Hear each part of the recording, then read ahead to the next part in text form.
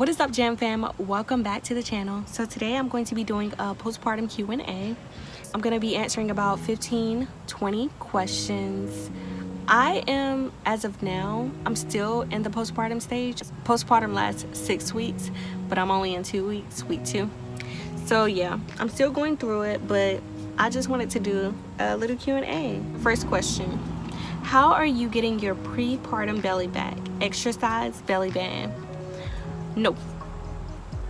I am just chilling, basically. Like, I'm not doing any exercises. I don't have a belly band. I'm just relaxing, doing my own thing. I have about 4 more weeks left until I can actually exercise, but I'm just resting basically and just drinking lots of water. I'm trying to eat healthy. I'm still taking my prenatal vitamins. I just try to stay hydrated to keep my tummy really flat.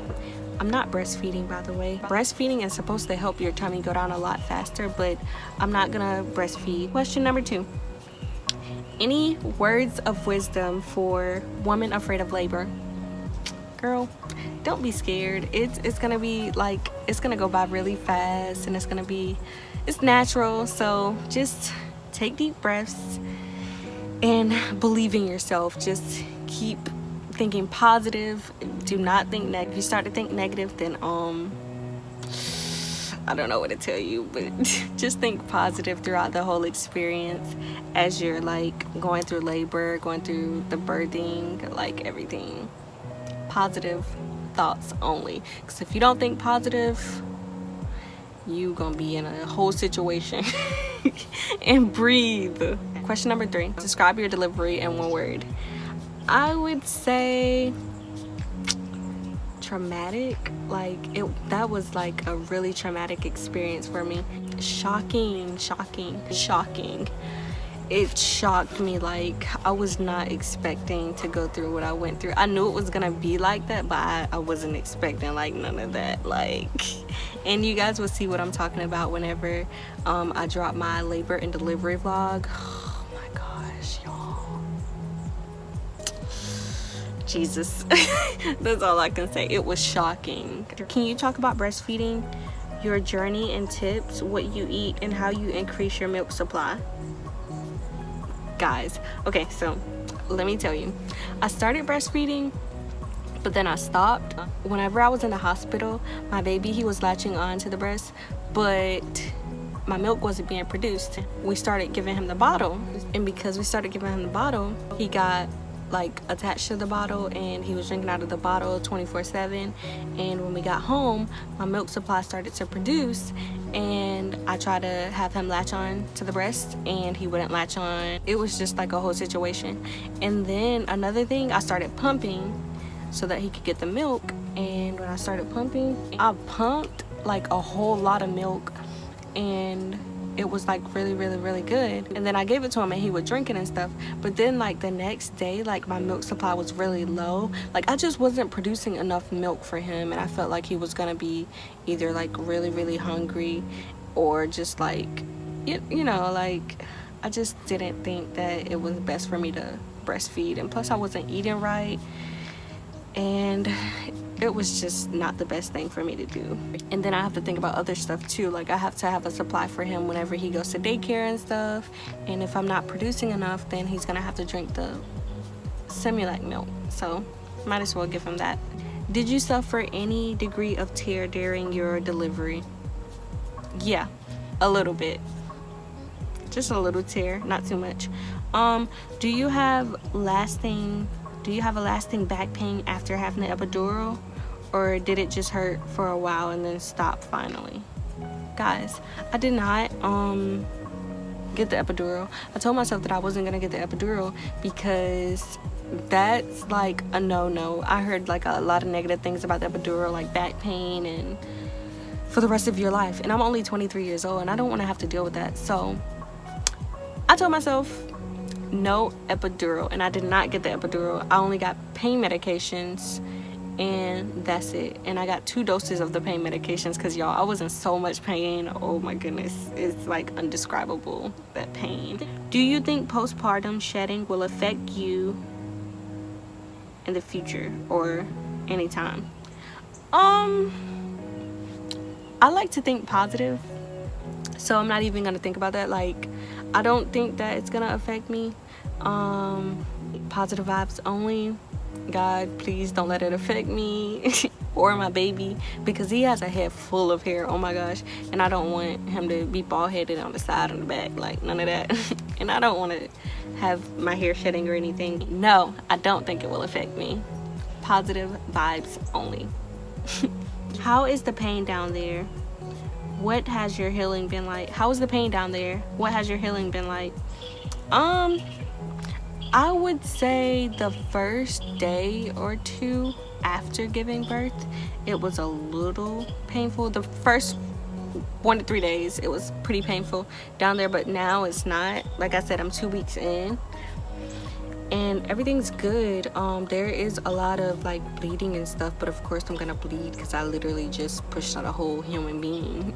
I just used the creams that the doctors gave me. I used the wipes. I used all the stuff that the doctors gave me, and I'm good. I'm not experiencing any pain. But if I do like work too much, like if I'm doing too much around the house or just like moving too much, I start to feel a little bit of pain like in my belly area, and it doesn't feel good. But I know then that I need to sit down and I take like ibuprofen that the doctor prescribed me. Did I get the COVID test? Did you get the COVID test? No. And I was kind of surprised because I thought that whenever you go into labor, birth, whatever, they give you the test. They stick the little thing up your nose and all that, but they didn't do none of that. And I was induced, so I was at the hospital like a day before actually giving birth. They didn't ask me. Wait, I think they did ask me, did I get tested or anything, or did I experience any symptoms, but they didn't test me, which was weird when we're going through a pandemic here. Like, hello. Another thing is they wouldn't let anybody in. Like, it was just my mom, and if anybody else asked to come in, they would be like, no, you can't come in because of the pandemic. Since postpartum usually occurs after birth, and if not given attention, it could lead to depression. Dang. Can this stage be avoided? Does all women healthy or not passes this stage eventually? Okay, this question is kind of confusing, but I kind of get what she's saying. She's asking about postpartum, and she's saying that it could lead to depression if it is ignored. What are things that what is something that you can do to avoid going into postpartum depression? I would say that you could try talking with like family and friends. If you have anybody that you're really close to, talk to them about like different things that you probably have going on with you. Or you could take a walk at the park or something. Like, do something that makes you happy. Watch a movie, go outside, get some sunlight, or play with your baby. Like, do something fun. That's my advice on it. Do you like being a mom? Yes, of course. I love being a mom. My baby is amazing. He's like the cutest thing ever, and he's so funny. Oh my gosh. I know he's like 2 weeks old, but he be killing me. Like, his facial expressions and everything, y'all. Oh my gosh. Does your body feel weird after birth? Yes, right after birth it feels weird, but as like days go by, weeks, you don't even notice it anymore. It doesn't feel as weird as when you first give birth and right after. Is it difficult to get things done when you have a baby? Yeah, it is, because most of the time you just want to hold them and spoil them and just rock them in your arms and oh my gosh, yeah, it's okay. And then you're just giving them all your attention 24/7. You're not like doing things that you need to do. Yeah, it's kind of difficult, but you have to find a way to work around the difficultness. How is the sleep schedule of your baby? Y'all, he sleep all day long, and then at night he want to be up sometimes. When it comes to feeding and stuff, he's supposed to eat every 3 hours, but I let him sleep until he wake up, and then like I feed him then. So that schedule can be kind of off sometimes too, and then I'll be up in the middle of the night or feeding him, and it's just like, oh my gosh. Any more kids in the future? let's not talk about that right now. What is your favorite thing about your baby? I would say favorite, I don't have a favorite. I really like everything about him. Like, he's amazing. He's the coolest baby ever. Do you plan to be a stay-at-home mom or going to work? Y'all, I wish I could be a stay-at-home mom. Like, that would be the best thing ever. Like, I could tend to my baby 24/7, take him out whenever I wanted to. That would be the best life. But y'all, I have to go back to work and I am dreading it. Like, I don't even want to go to work. Like, I'm over work. Like, what is work? It's 6 weeks. I got like 3. What is work? But I don't want to go to work, but I have to. I got bills. Last question. How long did it take to give birth? Did it hurt? That's a good question. Let me tell y'all.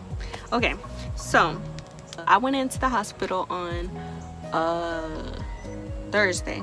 I went in on a Thursday, and that Thursday night, that Thursday evening, I just chilled.